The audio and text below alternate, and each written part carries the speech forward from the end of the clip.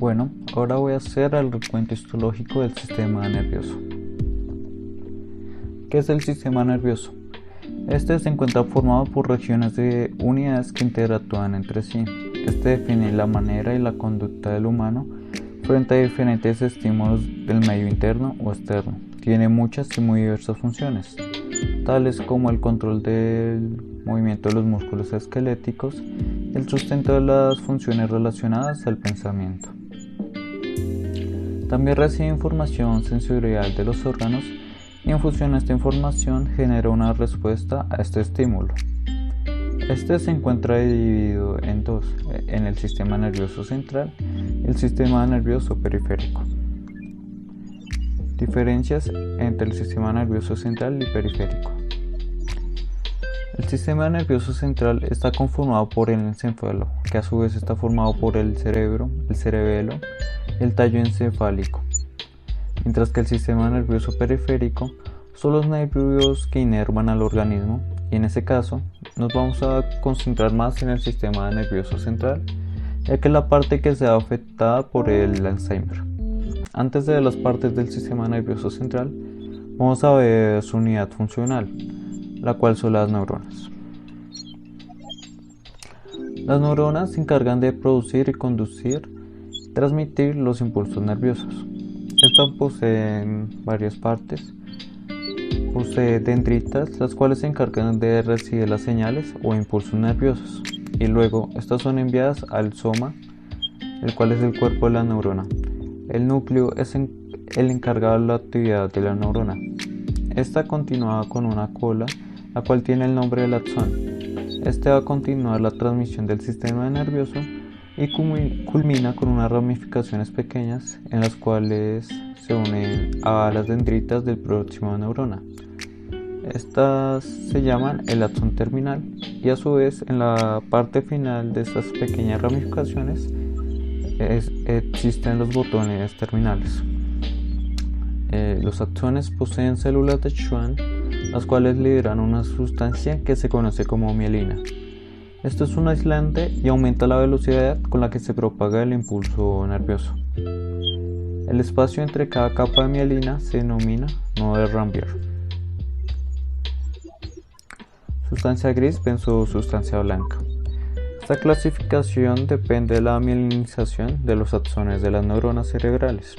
A la izquierda tenemos la sustancia gris, lo cual no tiene axones con vainas de mielina. Al no tener mielina, no están diseñadas para realizar sinapsis entre ellas. Está compuesta por muchos cuerpos neuronales. Esta trabaja integrando toda la información del sistema nervioso que recibe de los axones neuronales. Mientras que la sustancia blanca, esta sí posee vainas de mielina en los axones. Están diseñadas para realizar sinapsis entre ellas. Posee pocos cuerpos neuronales y su función es la de comunicar la materia gris con la del resto del cuerpo. Ahora sí vamos a hablar acerca del encéfalo y vamos a empezar con el tallo encefálico. Este posee tres partes: el mesencéfalo, punto protuberancia, el bulbo raquídeo, la cual se une con la médula espinal. Sus funciones son la de controlar los centros vitales, tales como los latidos cardíacos o la frecuencia de respiración, y también se encarga de controlar los reflejos involuntarios, tales como el hipo o el vómito. El cerebelo posee dos lóbulos, uno anterior y uno posterior. Estaba formado mayormente por sustancia gris, y en el centro posee sustancia blanca. Su función es la de la integración de ciertas señales que vienen del cerebro. Normalmente estas señales son del sistema motor, tales como la motricidad y la coordinación. Ahora vamos a hablar del cerebro, la parte más importante del encéfalo.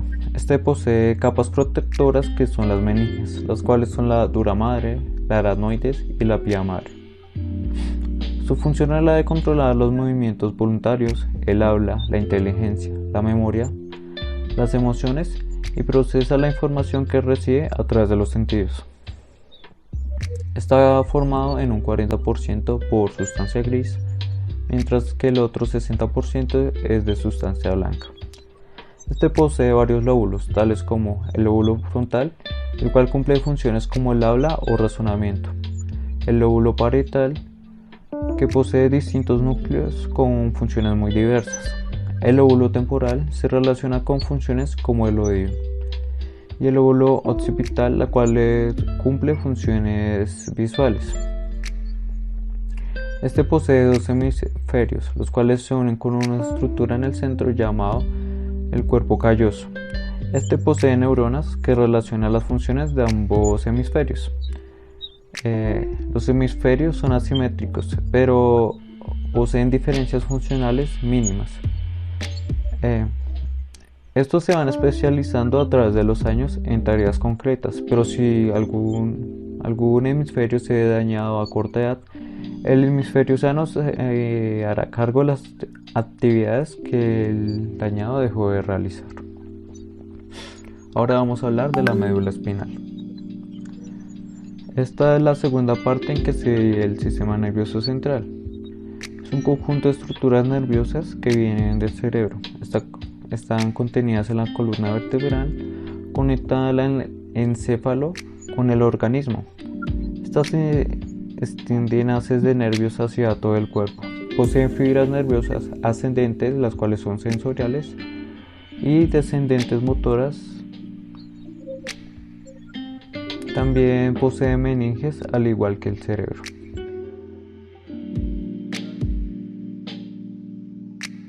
Ahora hablaremos acerca de la enfermedad del Alzheimer. Esta es una enfermedad del cerebro que afecta la habilidad de las personas para recordar, razonar y comunicarse. Además, afecta al 11% de la población de más de 65 años. El cerebro controla todas las funciones del cuerpo y la mente, donde ciertas áreas controlan las funciones físicas, otras controlan el habla y otras controlan tareas mentales como el recuerdo, la concentración y la toma de decisiones. A grandes rasgos, en las personas con la enfermedad del Alzheimer, las células de ciertas áreas del cerebro empiezan a morir. Esto hace que el cerebro ya no pueda funcionar como debería. En la enfermedad del Alzheimer hay una reducción general del tejido cerebral. En las primeras etapas se ve afectado el hipocampo, por ser el centro de gestión de la memoria, ya que sus células empiezan a degenerarse. La capacidad de realizar tareas rutinarias también disminuye a medida que la enfermedad se propaga a través de la corteza cerebral. Ahora, hablando con más detalle, el cerebro tiene 100.000 millones de células nerviosas, que comúnmente son conocidas como neuronas. Cada una de ellas se conecta con muchas otras para formar redes de comunicación. Además, el cerebro incluye células especializadas para apoyar y nutrir a otras células. Las células del cerebro funcionan como pequeñas fábricas. Ellas reciben suministros, generan energía, construyen equipos y se deshacen de los residuos. Las células también procesan y almacenan información. Mantener todo funcionando requiere de coordinación, así como de grandes cantidades de combustible y, por supuesto, oxígeno.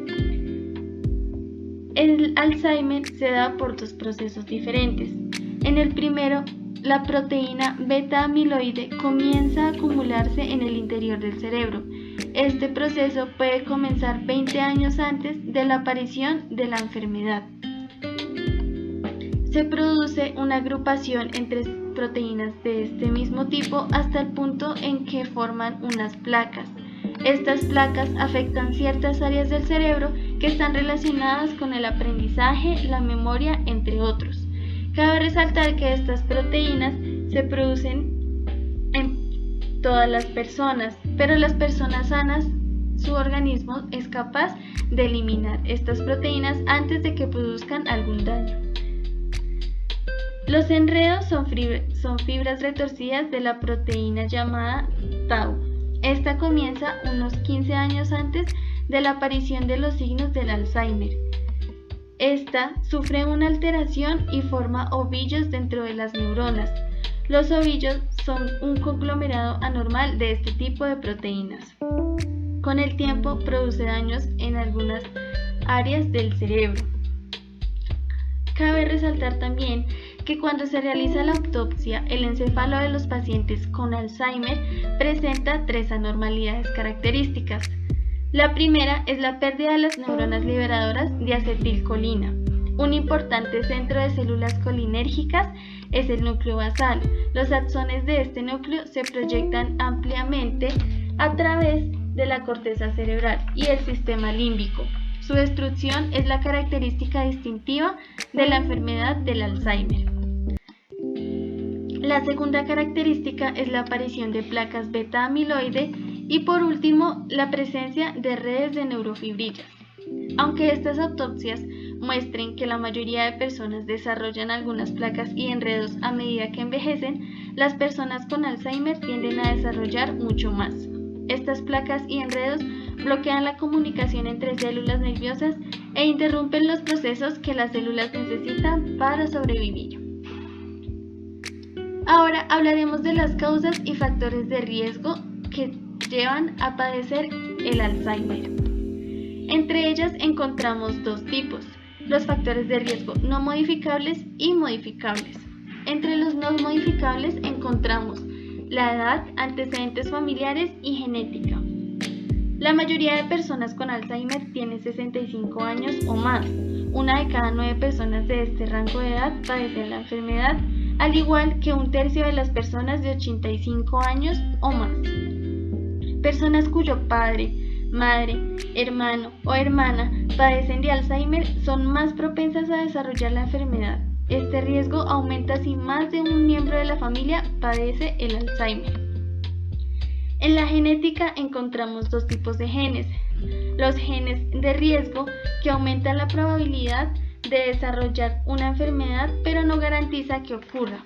Para nuestro caso, la APOE4 es el principal factor genético de riesgo de Alzheimer entre el 60 y 80% de los pacientes con esta enfermedad tienen al menos un alelo APOE4. La APOE3 se asocia con un riesgo intermedio y la APOE2 con el menor riesgo de padecer la enfermedad. Los genes determinantes provocan directamente la enfermedad y las personas con estos genes desarrollan síntomas a los 40 y 50 años. Entre los factores de riesgo modificables encontramos el riesgo cardiovascular, que se puede dar por la hipertensión, la diabetes, el hipercolesterolemia, tabaquismo y la obesidad. En relación al estilo de vida, se puede dar por la nutrición inadecuada o mala alimentación, una escasa actividad física, cognitiva y social. Entre otros factores encontramos la calidad del sueño y factores ambientales. El hecho de que las personas que padecen la enfermedad de Alzheimer se enfrentan diariamente a la pérdida progresiva de la capacidad para llevar a cabo las actividades habituales de la vida cotidiana tiene un efecto importante sobre la calidad de vida de los pacientes y de sus familias. Buenas tardes, señora Joana Saavedra. Buenas tardes, doctora. Buenas tardes, doctora. Bueno, cuéntenme, ¿a qué se debe el motivo de la consulta? Doctora, lo que sucede es que mi mamá tiene un comportamiento extraño últimamente. ¿Pero qué clase de comportamiento extraño? ¿Qué sintomatología presenta?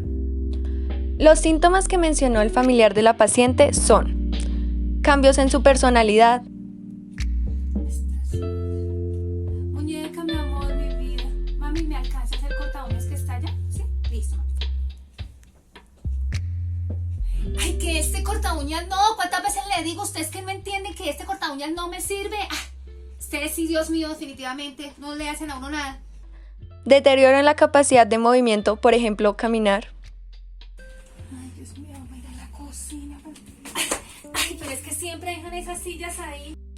problemas en el lenguaje hablado y escrito, Estos días, todos esos, ¿cómo es que se llama eso? Esos Carros, mami. Eso, los carros esos ahí que forman todo ese, mire todo ese montonero ahí de ¿cómo es que se llaman? ¿Trancones? Los trancones y esos, ay, eso es lo que me dijo ahorita, ¿los qué? ¿Los carros? Los carros, sí, los carros. Bajo nivel de energía. Ay, estoy toda despeinada, me voy a mirar allí en el espejo. Ay, no, pero es que estoy cansada. Gorda, ¿me alcanzas el espejo, por favor? Pérdida de memoria. ¿Qué horas serán? ¿Qué hora es? Mija. Ay, ¿cómo es que se llama usted? Venga, eso. Usted, ¿cómo es que se llama? Sí, venga. ¿Qué hora es? Desorientación en el tiempo o el lugar.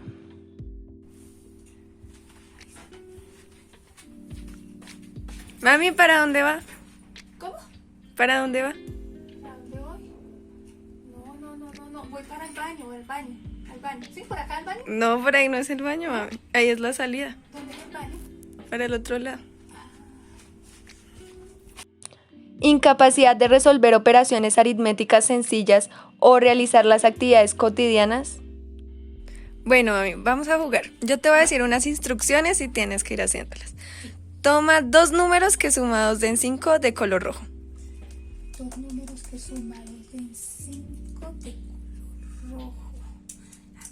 Ahí está el 5. No, mami, pero eso es 7.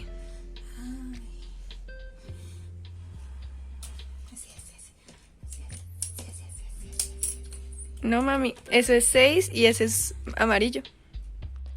Y ubicación de objetos fuera de su lugar habitual. Mami, ¿me puedes hacer el favor de guardar el juego? Bueno, sí, señora. Démoslo de una vez para que no se vaya a perder. Entonces, listo, dejémoslo aquí, ¿cierto? No, mami, ese no es el puesto, ese ¿No? es el sofá. ¿El sofá? ¿Y ahí no se guarda? No, mami. Bueno, entonces dejémoslo aquí, ahí lo podemos encontrar después. No, ahí tampoco es el puesto, mami. ¿No? No, Ay, entonces, ¿dónde es el en la biblioteca, mami. La biblioteca, ¿allá? Sí. Bueno, listo, allá. Bueno, esta sintomatología puede estar relacionada con la enfermedad de Alzheimer. Lo más prudente en este momento es realizarle a la paciente una serie de estudios para descartar que esto no se deba a otro tipo de demencia, a un tumor u otras patologías relacionadas con esta sintomatología. Además, se pueden detectar ciertos signos que contribuyen a un diagnóstico más acertado. Estos son: Anomalías cerebrales asociadas con el deterioro cognitivo leve que puede desencadenar en Alzheimer. Disminución del tamaño en diferentes áreas del cerebro, principalmente en los lóbulos parietal y temporal. Y presencia de proteínas relacionadas con el Alzheimer, que son la beta-amiloide, que desestructura la arquitectura del cerebro, y la proteína de Tau, que es precursora a la anterior ya mencionada. Doctora, ¿y esto es muy grave? Bueno, cabe resaltar de que en caso de que tengas Alzheimer, esta es una enfermedad degenerativa, por lo que al comienzo los síntomas no serán tan graves. Pero a medida que vayan avanzando las etapas, estos pueden aumentar la gravedad o aparecer unos nuevos. Por ejemplo, En la etapa 1, que es la leve, presentarás los síntomas que mencionaste previamente junto con la dificultad de aprender cosas nuevas, ser lenta en el habla y perder el hilo del pensamiento. En la etapa 2, es decir, la moderada, empezarás a ser incapacitada por la enfermedad, ya que puedes recordar el pasado distante y no recordar hechos recientes, inventar nuevas palabras al olvidar palabras que ya conoces o no identificar rostros familiares. Finalmente, en la etapa 3, que es la más grave, se puede perder la capacidad de masticar y tragar alimentos, quedar postrada en cama porque serás vulnerable a diversas enfermedades, ser menos perceptiva, perder el control corporal, presentar afecciones en las funciones más básicas del ser humano, tales como la motora y propias de la regulación de órganos internos, además de no reconocer a nadie. bueno, esto es todo lo que tengo que decir por ahora. Esperemos a que lleguen los resultados de los exámenes para saber cómo proseguir. En este momento lo que la paciente necesita es apoyo de su familia y estar muy tranquila. Esperemos que los exámenes salgan lo mejor posible y nos vemos en una próxima consulta. Muchas gracias, doctora. Gracias, doctora. Por nada. Dios la bendiga. Bueno, a continuación haré una explicación acerca del diagnóstico del Alzheimer. Entonces, se realizan diversas pruebas para evaluar el deterioro de la memoria, habilidades de razonamiento, identificación de las capacidades funcionales y cambios de conducta del individuo. Se hace por medio de un análisis del estado mental, pruebas neuropsicológicas y entrevistas con familiares cercanos y revisión del historial médico. Dentro de las pruebas que haré énfasis son las de diagnóstico por imágenes del cerebro. Estas pruebas permiten observar de cerca regiones específicas del cerebro para su posterior análisis, las cuales incluyen lo que es una resonancia magnética, una tomografía computarizada y una tomografía por emisión de posiprotones. La resonancia magnética trabaja mediante un campo magnético, el cual es creado por una bobina que se combina con impulsos de ondas de radio. Estas pruebas permiten detectar las características magnéticas de los átomos de hidrógeno que se encuentran en nuestro cuerpo. Estas permiten recrear una imagen de los tejidos blandos, las cuales no producen radiación ionizante a no ser que la persona tenga un marcapaso o un implante metálico. Las 5 técnicas por resonancia son las que vemos en pantalla, de las cuales haré énfasis en 3. La resonancia magnética estructural detecta anomalías cerebrales asociadas al deterioro cognitivo leve. En esta prueba se identifica si la persona tiene atrofia del lóbulo temporal, que se representa con una disminución de la región del hipocampo, y la pérdida progresiva del volumen de la corteza cerebral. Principalmente se estudian estas 3 estructuras, las cuales se pueden identificar por medio de la imagen, donde se puede apreciar que existe una disminución significativa de estas áreas. La espectroscopía por resonancia magnética se hace como complemento a la anterior prueba y es una técnica no invasiva de estudio neuroquímico, en donde se realiza una cuantificación de compuestos químicos que tienen un papel funcional en la actividad neurológica del cerebro, como lo es el metabolito neuronal, el cual se encuentra asociado al N-acetilaspartato, en donde al encontrarse en menor proporción a lo normal, se considera que existe una destrucción neuronal. Igualmente el componente mioinositol, el cual indica la actividad glial y la neurodegeneración, y esta especificación se hace en el lóbulo temporal. Seguidamente tenemos el arterial spin leveling, que es una técnica no invasiva que usa como contraste los patrones del agua en la sangre, la cual se inyecta al paciente, y esta prueba está en la capacidad de detectar áreas patológicas que se ubican principalmente en el lóbulo parietal y en las zonas de la corteza temporal. Se emplean como un complemento de la resonancia magnética y se observan imágenes como las que encontramos en pantalla. La tomografía computarizada, que es una prueba diferente, es una técnica que permite hacer un escáner cerebral y básicamente es una exploración radiológica en 3D, la cual usa unos tubos fijos de rayos X que van a girar alrededor de la cobertura de la estructura en forma de dona, en la cual al interior se encuentra el paciente.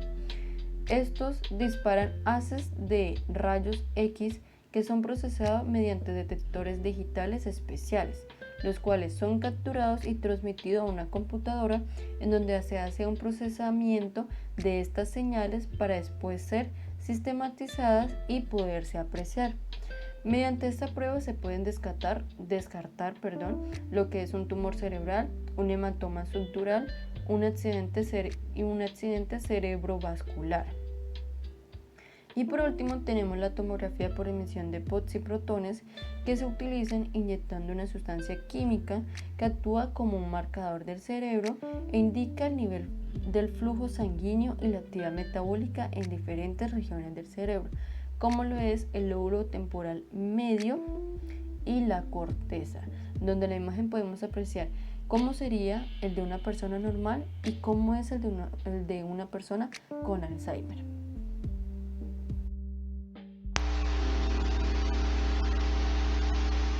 Prevención del Alzheimer.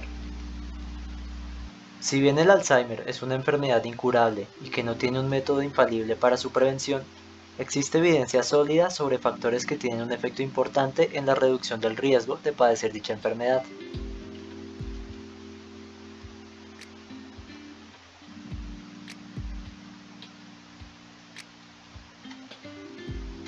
Ay, no, eso sí está como rebuscado. Fumar, ¿qué tiene que ver con el desarrollo del Alzheimer? Fumar no es un factor determinante del desarrollo del Alzheimer, sin embargo, es un causante de riesgo cardiovascular, por lo que de forma indirecta puede contribuir al desarrollo de la enfermedad, así como la obesidad y la hipertensión.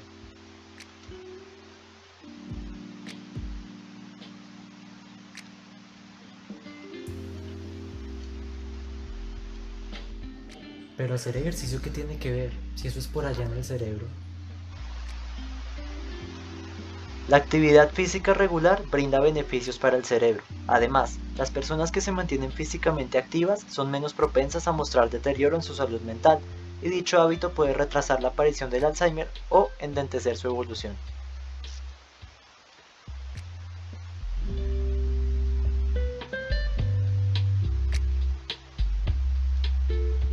Bueno, comer comida chatarra engorda, sí.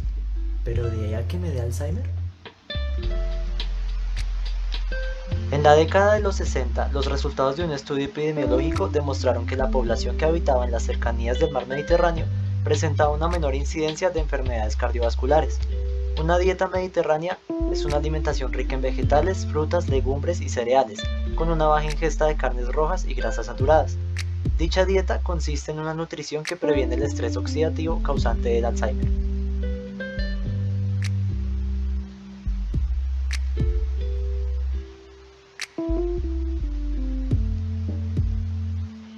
Pues yo a veces hago crucigramas. Cuando veo uno. Este punto no se trata de realizar una actividad esporádicamente, sino de generar hábitos que estimulen nuestro cerebro.